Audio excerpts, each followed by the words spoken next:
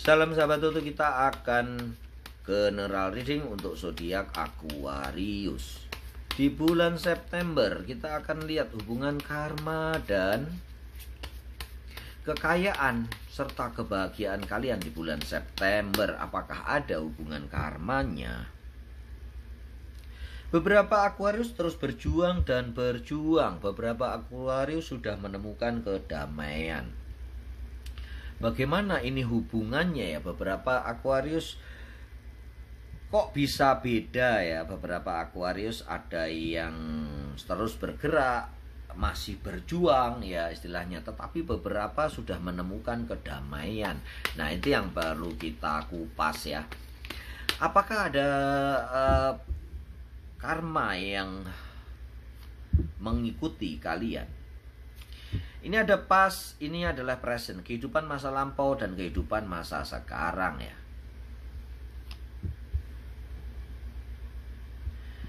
Para Aquarius, kalian saat lahir, di mana kalian lahir dan di mana kalian dibesarkan sampai kalian mengetahui baik dan benar, buruk dan jahat, atau saat kalian sudah bisa mengambil keputusan, itu saat sampean belum. Saat kalian belum sampai-sampean lagi ya.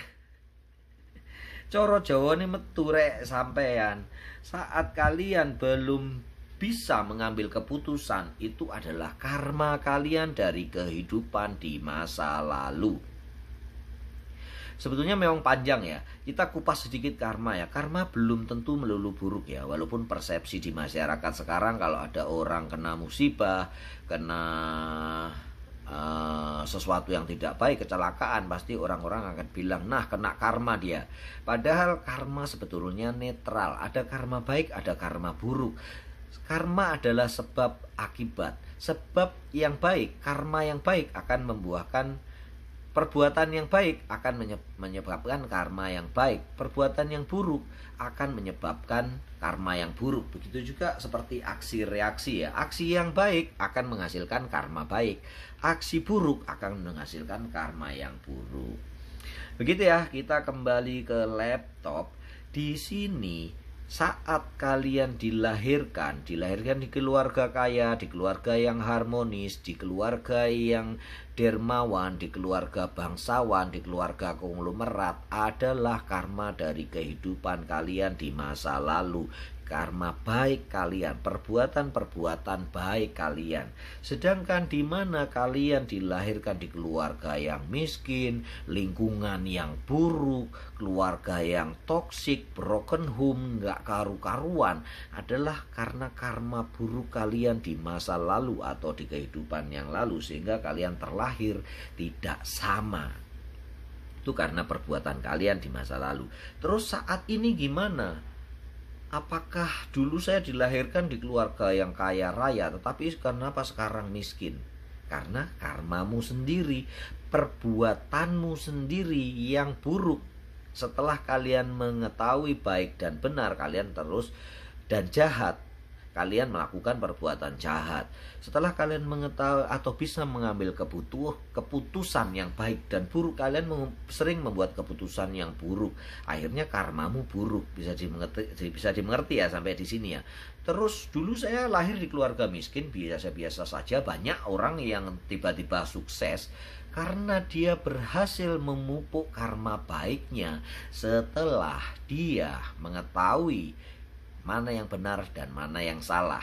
Ya mungkin sekitar umur 5, 6, 7 ya, mereka udah tahu mana yang nggak boleh, mana yang boleh, mana benar, mana salah ya. Atau saat dia sudah bisa mengambil keputusan, saat lulus SMP ya, bisa mengambil keputusan mau sekolah di mana, mau berbuat apa, dia udah mengetahui atau bisa mengambil keputusan mana yang baik, mana yang buruk.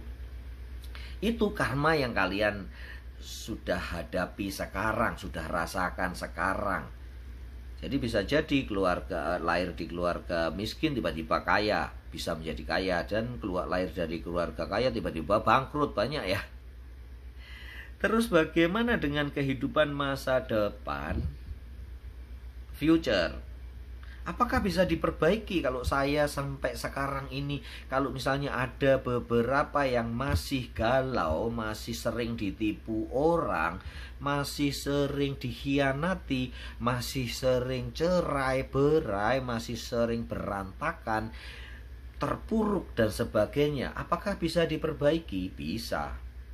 Kalau yang udah happy ya udah ya, terus tanamkan, terus perbaiki karma baik kalian ya, berbuat baik, berpikiran positif adalah sesuatu, berkata-kata positif adalah sesuatu yang bisa membuat karma baik kalian semakin banyak. Bagaimana untuk yang terpuruk? Bagaimana untuk yang sekarang masih miskin, di bawah garis kemiskinan, dikejar-kejar utang, selalu difitnah, dizolimi? Bayar karma buruk kalian terlebih dahulu. Bagaimana caranya? Dengan berpikir positif, dengan perkataan positif, dan dengan perbuatan yang baik. Analoginya begini ya, bila yang sekarang kehidupan kalian ini seperti minum air yang pahit banget, yang gak enak banget, kalian bisa menetralkan kehidupan kalian terlebih dahulu, bisa menetralkan air yang pahit ini terlebih dahulu dengan berpikir positif. Pikiran positif ibarat air yang mengalir terus-menerus ke dalam gelas yang pahit tadi, cairan yang pahit tadi, sehingga dia menjadi netral. Bisa ditambahkan seember, 2 ember, segentong, sedrum ya, sehingga dia menjadi netral. Terus bagaimana untuk menciptakan rasa enaknya? Dengan perkataan dan perbuatan yang baik. Perkataan jujur, perbuatan jujur, perbuatan yang baik, menolong orang, berderma, ataupun membahagiakan orang-orang di sekitar kalian, memberi penghiburan kepada orang sakit dengan kata-kata, menghibur teman-teman yang lagi suka, yang lagi duka ya. Kalau yang lagi suka dihibur juga nggak apa-apa sih, tapi intinya yang lagi duka itu adalah ibaratnya menambahkan gula. Kalau dengan pikiran positif kita menetralkan segelas cairan yang pahit tadi, setelah netral kita tambahkan gula dengan perkataan dan perbuatan, maka akhirnya akan manis. Terus bagaimana dengan mereka yang berbuat jahat tetapi saat ini dia tetap bahagia? Banyak perampok uang negara ya, koruptor ya, yang hidup enak-enak dan bahagia, jelas-jelas perbuatannya buruk. Bisa jadi itu adalah karma baik di kehidupan masa lalunya masih besar banget ya. Belum perbuatan karma buruknya yang saat ini belum mencukupi untuk menutup kebaikannya. Makanya dia masih bisa bahagia kelihatannya ya. Belum tentu ya dia bahagia dan dari benar-benar dari hatinya. Mungkin ada pikiran yang kacau, galau, gak karu-karuan, kita gak tahu. Tapi intinya jangan iri akan rezeki orang lain. Gitu ya Aquarius ya. Terus bagaimana dengan bagaimana terus kita bisa segera atau mempercepat membayar karma? Karena aku udah berbuat baik, sudah menolong orang, berderma dan lain-lain, tetapi kadang-kadang masih galau, masih ada yang terpuruk, masih ada yang selalu dikekang, masih ada yang selalu istilahnya tuh penghalangnya datang terus ya.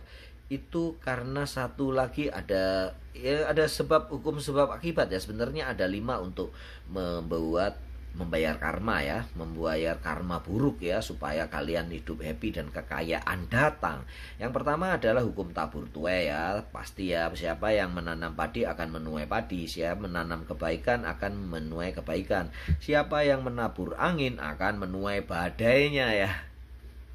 Tetapi bila kalian menabur itu adalah perbuatan, menabur benih padi tapi tidak kalian pelihara, tidak dipupuk, tidak diberi vitamin, tidak dicabutin rumput-rumput sekitarnya, hasilnya juga tidak akan bagus-bagus banget ya. Bila kalian berbuat baik tetapi masih berpikir kotor, kalian berbuat baik tetapi ucapan kalian menyakiti orang, itu ibarat kalian tidak memberi apa-apa kepada tanaman kalian. Menabur adalah perbuatan. Memberi pupuk adalah dengan pikiran positif. Bila pikiran kalian masih negatif, ibaratnya kalian malah memberi racun pada benih padimu ini. Ya kapan panennya ya? Istilahnya kan gitu, banyak. Saya sering berbuat baik tapi nggak ada balasannya. Alam semesta tidak membalas serta-merta ya saat itu juga. Tetapi pasti akan membalasnya di suatu saat yang tepat. Kemudian panenku juga nggak bagus ya. Karena ucapan-ucapan kalian masih sering menyakiti hati orang lain. Sering berbohong, sering menipu ya. Perbuatan baik tapi masih tipu sana tipu sini ya dengan ucapan-ucapan kalian ya. Perbaiki itu semua. Menipu ucapan yang baik ibarat kalian mencabuti rumput-rumput liar yang ada di sekitar benih padi kalian. Berpikir positif ibarat memberi pupuk terus-menerus, memberi air atau menyirami benih padi kalian sehingga bisa tumbuh subur. Begitu ya, bila masih belum, memang karma dalam ya. Bila masih ada yang belum dimengerti atau ada yang ditanyakan, kalian silahkan tulis di kolom komentar. Saya akan berusaha menjawab sebaik mungkin sehingga ini bisa dimengerti. Salam sahabat Tutu.